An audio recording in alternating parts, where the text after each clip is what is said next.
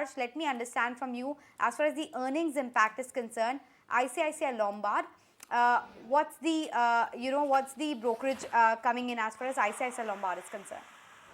Well, right. Let me quickly take you through the numbers first. Gross written premiums at 5,600 crore.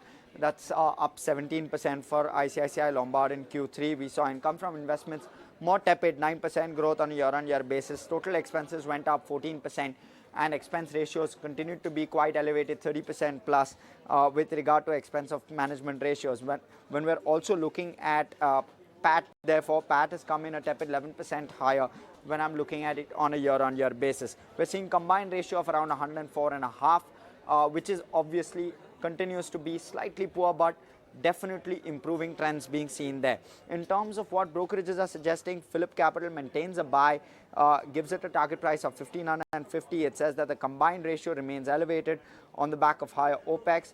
The PAT growth is largely modest, and they're expecting operating performance of the company to start improving going forward. They are positive on the long-term prospects with regard to growth in the non-life space as well. In terms of what Jefferies is saying, they continue with a buy rating and a target price of 1,620. They believe that earnings were slightly below estimates, and the underwriting profits and investment income is what is hurting profitability.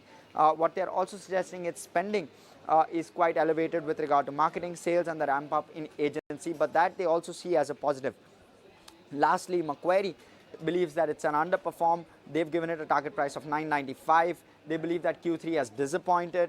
Growth is largely driven by health and especially by retail health. Motor remains a pain is what they believe as a negative, and they believe valuations in the current context are expensive. Okay, Harsh, that's all about ICICI Lombard, but do stay on with us. And as the shareholding pattern of HDFC and HDFC Bank is released, analysts tell ET now that the merged entity is likely to see as much as a $6 billion inflow. Harsh, what is the update on this? What are you understanding here?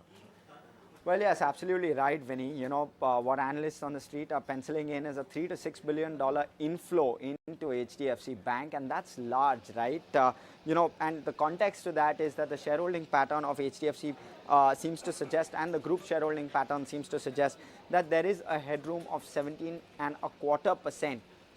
Approximately, which is well above the 15% limit.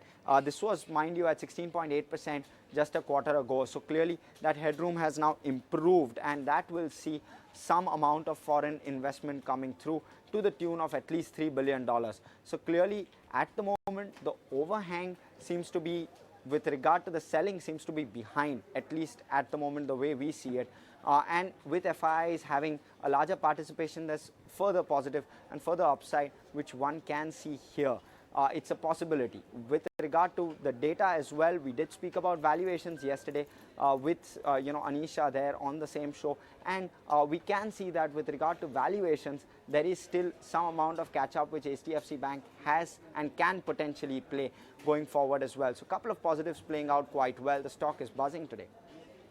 Absolutely, it's very close to the highest point of the trading session. Thank you so much, Harsh, for joining us and talking to us about how the merged entity could see inflows of anywhere between $3 to $6 billion, and that's the heavy amount which is taking the stocks higher as well.